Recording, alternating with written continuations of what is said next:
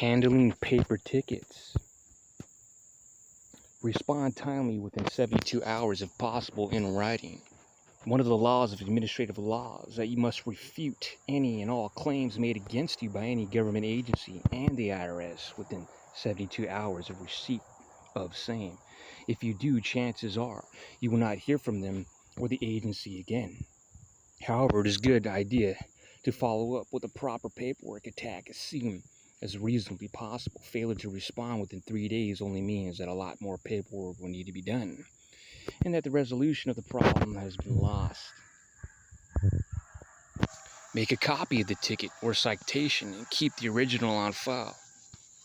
Write on the front of the copy, "I do not owe this," in red writing that takes up the whole page. Do not sign it unless it has an original signature. Sign it if it does. Handwrite the notice of commercial dishonor. Follow your signature with the term "without prejudice," UCC 1-308. It's the Uniform Commercial Code. Reservation of rights. Photocopy to whom it may concern and sign it. Put the copy of the ticket written on the notice of commercial dishonor and the sign to whom it may concern in an envelope and mail it certified mail. This may be the end of it. If you hear back from them, repeat the whole process. The power of this is to stay out of the court system by beating them in the U.S. postal system. This will work for all meter violations, all parking violations, and no seatbelt, no registration, no insurance, no safety sticker violations. Remember that which is not denied is admitted in reference to any government inquiry or false claim of an obligation upon you, or where facts are alleged against you that are not true and are based solely on presumption. Always respond, deny, accuse, question, establish your intent, and make your demand. State your authority and set a time limit. Following your signature with and without prejudice, UCC 1-308, may be the most important to your victories than an actual wording of your letters. International law is now held to be part of the common law of our land. The jurisdiction of our courts these days is admiralty because there is an implied contract which enveloped all of us unless we're employed in international law by these section marks to free ourselves of the obligation imposed upon us by the implied contract. The term "without prejudice," UCC 1-308, simply means that the signer does not accept the liability that goes with the compelled benefit of an undisclosed contract or agreement, which any of us can do under the common law that our nation was founded upon.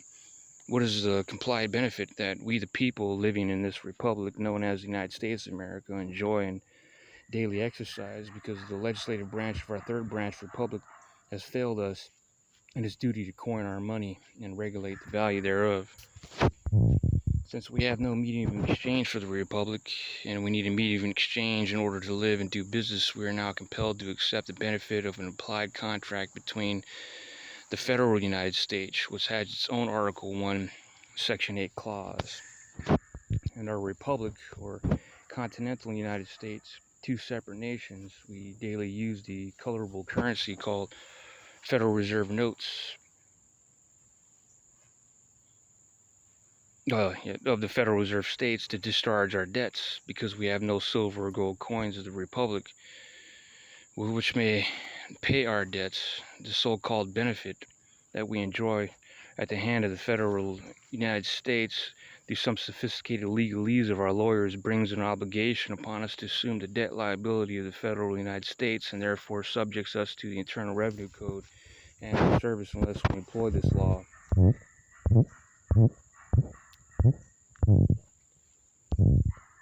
To whom it may concern, as you address it, the actual date, and yes. You now have notice of this commercial dishonor. I've studied the law and found out that you're trying to extort money from me under color of a law. I will pay the fine if you will provide me with the letter of designation of authority with a personal signature under penalty of perjury. You are in violation of the supreme public policy, the preamble of the United States Constitution.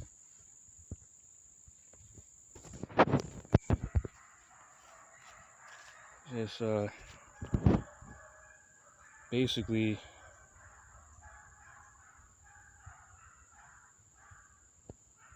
you can go over this information, read it.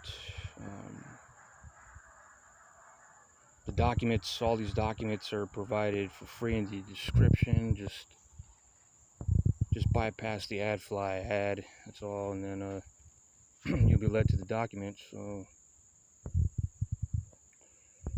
more documents will be added in the description periodically. So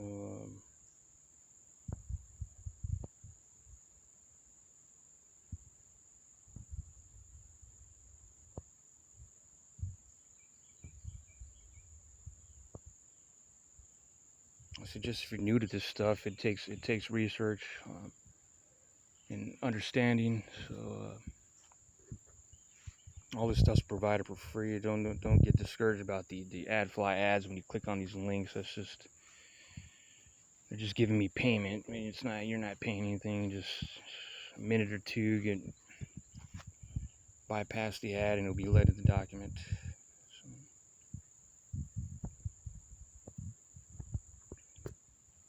So hopefully this information brings you success. There's a lot of paper tickets that are being issued. So basically, if you didn't injure any party, there's no reason to be extorted. So